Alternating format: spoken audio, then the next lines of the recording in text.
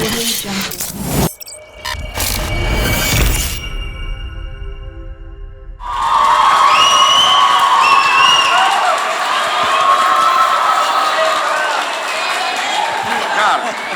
boa aula pra você, viu?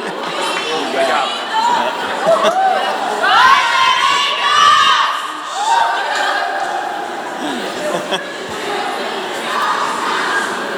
Gente do céu. Eu tenho muito a agradecer ao Zé, porque é um cara que eu tenho uma estima muito grande. Eu já o conhecia, como ele também diz, como me conhecia também, mas sempre de longe, sempre por outras pessoas, sempre com muita referência. E eu fui muito grato de poder compartilhar esse momento com a escola, né? Foi uma necessidade que a escola teve ano passado, de nós nos ausentarmos. Isso foi completamente técnico, nada por atitude profissional, nada disso. E tive a felicidade maior ainda de poder um dia atender esse telefone e falar: que telefone diferente, quem sabe quem é, né? E era ele. Será que é? E eu agradeço, Zé, por isso. Eu não consigo segurar as emoções, é foda. Mas é foda. Eu sou uma manteiga derretida, entende? Bem, enfim. Gratidões e elogios à parte. Eu vim aqui essa tarde para poder compartilhar com vocês, para poder fazer uma troca de informações. Quem sabe eu posso te ajudar, quem sabe nós nos ajudamos, né? Para que não só vocês tenham sucesso, mas nossa escola também. Nosso objetivo é que você possa hoje acrescentar uma coisinha a mais, e eu quis contribuir com isso. A nossa proposta é fazer com que você tenha um pouco de estratégia, né? Porque, poxa, é gente demais fazendo, vocês são alguns dos tantos milhões que participam, e dizer para vocês, fiquem tranquilos, é muito complicado, né? Não é fácil ouvir isso e falar: poxa, fica tranquilo, caramba, como é que eu fico tranquilo? Na verdade, cada um sabe como lidar com isso, e uma das maneiras mais adequadas de lidar com isso é praticando, é não parando, sabe? Se você não para, se você continua estudando, vindo às aulas, é uma forma de você, de certa maneira, não perder o foco, né? Eu acho que esse momento é bom por causa disso. E eu achei bacana a gente poder partilhar isso aqui com vocês. E hoje eu trouxe o seguinte, trouxe duas ações. Uma ação será falar um pouquinho sobre a estratégia do que fazer a prova do Enem, na área da física especificamente. E a outra são algumas dicas, tentar falar um pouquinho do que eu acredito e quem sabe sirva de revisão, né, para a gente não se esquecer de detalhes. Tem partes da física mecânica que elas são detalhes, e se você não se atentar para eles, nossa, aí você tropeça na hora errada, você entendeu? Se você evitar o tropeço, você ganha com isso. Mas, como é hora da gente mandar bem na física, então está na hora da gente ter estratégias. Eu digo que a gente tem 4 estratégias. Primeiro é que quando você for se deparar com as questões, claro, é uma frase meio que jaguão, mas você tem que ter atenção, né? E essa atenção não é voltada só para ler com cuidado, é muito mais que isso. É para você tentar identificar o chamado comando. Se você consegue identificar o comando, aquele cara que fala assim: poxa, o corpo se encontra em equilíbrio, poxa, o cara partiu do repouso, olha, eu estou te dando um sistema dissipativo de energia, o sistema conservativo, olha, sabes que o sistema é isolado. São frases que você tem nelas o comando da física, que você sabe que elas representam alguma coisa que vai te influenciar numa equação. Então você tem que ter já esse cuidado na cabeça, sabe? Preocupar-se com esses detalhes que são os comandos. Mas para você identificar o comando, tem que ter a leitura com atenção. Então, por isso que eu digo, essa leitura com atenção é para você buscar alguns comandos. Nas épocas em que a gente fazia exercício, poxa, épocas, né? Desde terça-feira, há tanto tempo atrás, né? Na verdade, A gente sempre falou para você, quando está lendo alguma questão, se você achar por bem, tem alguma palavra nela que eu sublinharia. Então sublinha essa palavra é como se fosse um comando, ela vai te dar uma ordem para você segui-lo. Esse comando é importante, anexado a tabelas e gráficos. O Enem adora isso, você sabe, todo mundo fala, qualquer professor de matemática, física, vai sempre tocar nesse assunto. Eles sempre procuram fazer com que as tabelas e gráficos sejam formas de te ensinar alguma coisa. Ou eles vão te dar dados, e com os dados você vai desenvolver algo a mais, ou vai ter algum tipo de conclusão que o gráfico te dá. Já tivemos questões na física que só de olhar no gráfico você já tirava a resposta. Ou seja, então existe ou um dado no gráfico que você vai colher, ou já tem a resposta nele.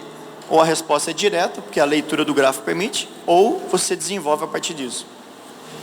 Quando você recebe uma figura, ou algum esquema, às vezes você não recebe, mas você pode fazer um esquema. Aí você fala, poxa, mas eu tenho só 4 minutos para fazer uma questão de física, ou qualquer outra questão. Na verdade, se você for estrategista, deve ter conseguido encurtar o tempo na outra matéria. Talvez você tenha conseguido em alguma matéria de biologia, alguma questão que é só uma questão de leitura, você não tem que fazer nenhum cálculo, alguma questão até na física que é conceitual, então você tira de letra a ideia de você responder aquilo sem demorar muito. Então você pode antecipar uma questão que mais na frente você vai demorar um pouco mais, que na hora de você fazer um esquema. Por que o esquema? Eu digo que o esquema é importante por causa dessa palavrinha aqui, ó, mapa mental. Eu acho isso é fundamental. Você, através do esquema que já está pronto, ou que você melhora ele, ou cria ele, ou rabisca, ou faz um desenho, você faz com que essa figura te ajude a idealizar o caminho que você vai seguir. Faz o mapeamento. Você sabe, minhas aulas são quase todas feitas de desenho. Qual foi o exercício que eu fiz esse ano com você que eu não desenhei nada? Mas eu não sei quantos que eu podia dizer, acho que nenhum. Então, se você puder aproveitar o desenho que tem, rabiscá-lo, e eu te digo mais, qualquer questão de física que tenha desenho, ele nunca está pronto, tem sempre algo a mais para você rabiscar em cima. Pode reparar isso, qualquer questão que você pega, que tem uma figura, você vai completar alguma coisa nela, você vai acrescentar algum detalhe, para que você melhore isso, esse mapa mental. Com tudo isso nas mãos, você identifica o assunto, e aí o resto é aplicação da pura física, né?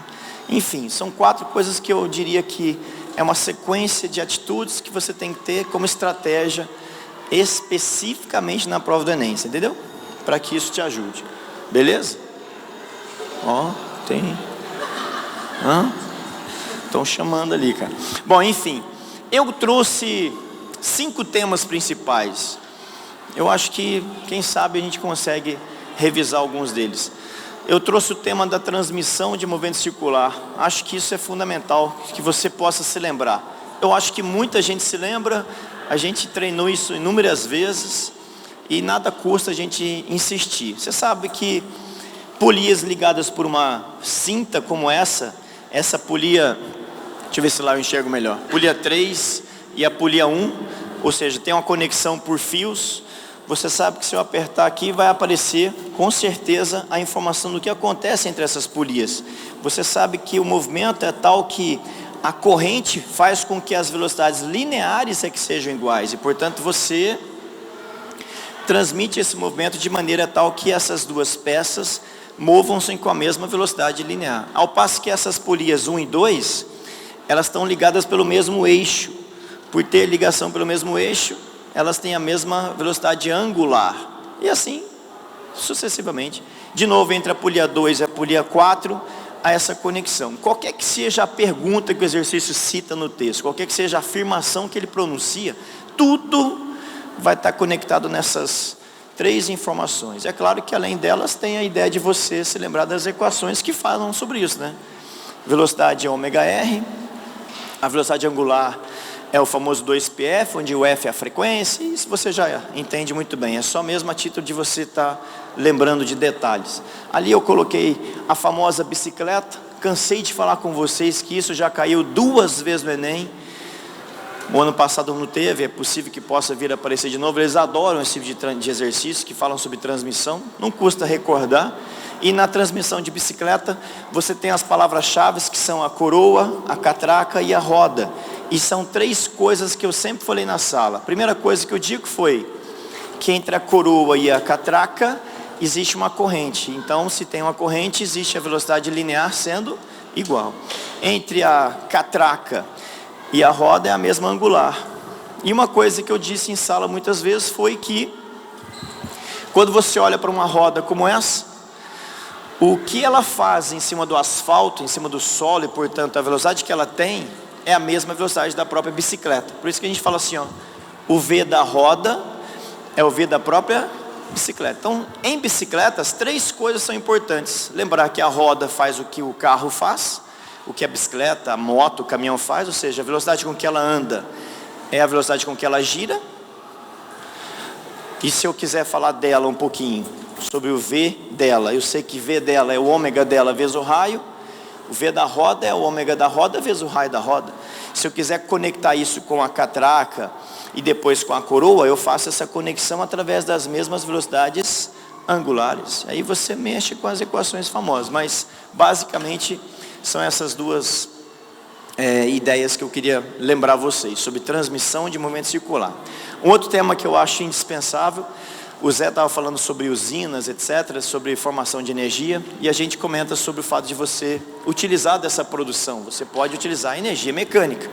O fato de você ter um famoso comando chamado de sistema conservativo ou sistema dissipativo, são comandos que você às vezes lê no texto, não com essas palavras. Você às vezes lê de outra maneira, você detecta que o cara fala, olha, lá existe a presença de forças de atrito. Se ela existe, então com certeza existe o trabalho feito pelo atrito, o trabalho feito pela força de atrito. Se a força de atrito trabalha, então ela executa dissipação. Qual é a forma de dissipar energia? A forma de dissipação de energia seria em forma de calor ou em forma de som. A produção de calor ou som são maneiras das quais você usa para dissipar. Enquanto que se não tivermos o atrito, se não tivermos a presença de forças dissipativas, chamamos de sistema conservativo. Aí você já sabe disso.